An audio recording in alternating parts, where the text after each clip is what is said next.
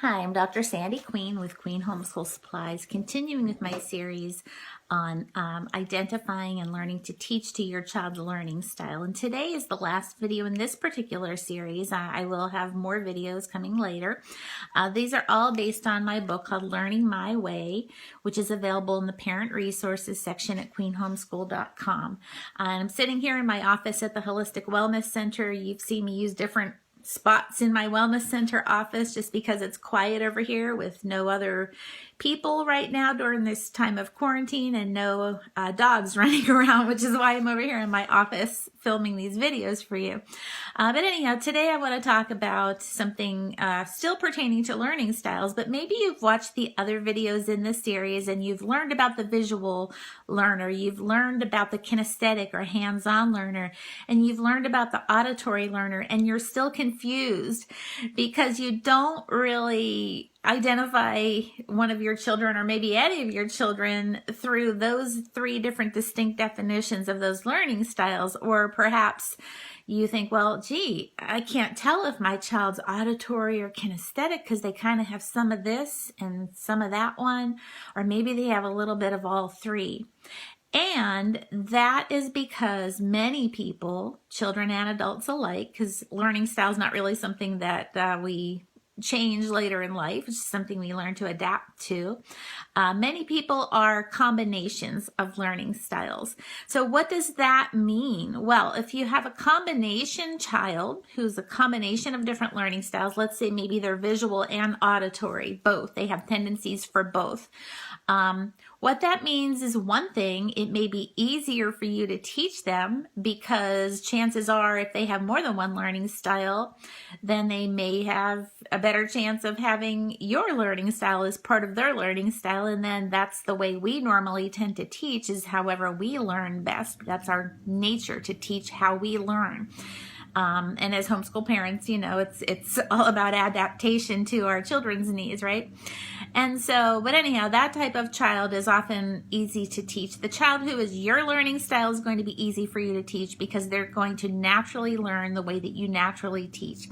The child who is a combination of learning styles has a better chance of one of those styles being your style, and so that makes it easier for you to teach. But let's say you're a visual learner and you've got a child who's an auditory and kinesthetic learner.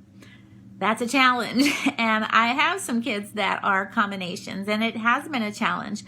But it's also very rewarding because it stretches you as a parent, as a homeschool teacher, and as a person to learn to deal with learning styles that are so opposite of your own. So I want to encourage you, if maybe you have 10 kids and you're watching these videos and you realize that all 10 of your kids have different learning styles than you do, be encouraged, because this is going to help you grow as a person. And this is something that, you know, now I'm just finishing up the senior year with my youngest homeschooler. And so I will no longer be an active homeschool mom, but, you know, once a homeschool mom, always a homeschool mom. That's what I'm claiming. But yet still, I see the benefit now, looking back many years later. I've been homeschooling for 33 years and counting, and I see the benefit of having learned these things about different learning styles and how different people learn, even in my husband, even in other in my Sunday school students, just to see how they absorb information. And it helps you to be able to share information with people who learn differently than you, when you can kind of gauge what their learning style is, or even that they may be a combination, and so you want to share information in a combination of ways. But I do want to touch, before we finish this series, on, because this is an often asked question when I give this session in person, is, well, do I always have to teach to my child's learning style? You know, how is that going to work in the real world, like when they go off to college or something like that? And the answer to that is yes and no. Okay, what I would recommend is when you have a child that's very young and you've just figured out, oh, this is their learning style, then of course you want to try to tailor as much as possible to that child's learning style so that they can understand that learning is fun and learning is not difficult for them because they are being taught in a way that they can absorb information.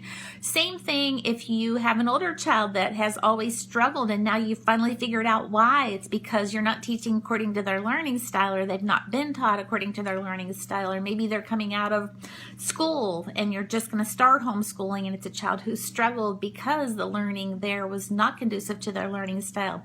Then I would tailor all my teaching that I can to that child's learning style. But as that child grows more comfortable in learning, and as they get a little older, and as they get acclimated to understanding that learning is something they can do, then I would start integrating other learning styles into my teaching for that child and help them to grow in how they absorb information. They're always going to have a dominant or several dominant learning styles, but we need to all learn to be able to acclimate to different learning styles because teaching is not always going to be according to our learning style, is it? You know, as a naturopathic doctor, my tendency and my best learning style is visual because I'm a visual learner, so I would much rather read books and learn that way. But sometimes I have to tune into teleconferences, and auditory learning is not my strength. But if I want to know this information, that's what I have to do. And so, you know, that's a realistic example that we need to learn to eventually acclimate to different learning styles. But when your child is young, or if your child has struggled, try to tailor as much as possible to their dominant learning style. And then gradually, as they learn that they can learn and become more comfortable with learning itself, then you can integrate the other learning styles as well. I hope this has helped you. Join me tomorrow for a completely different video. Thanks.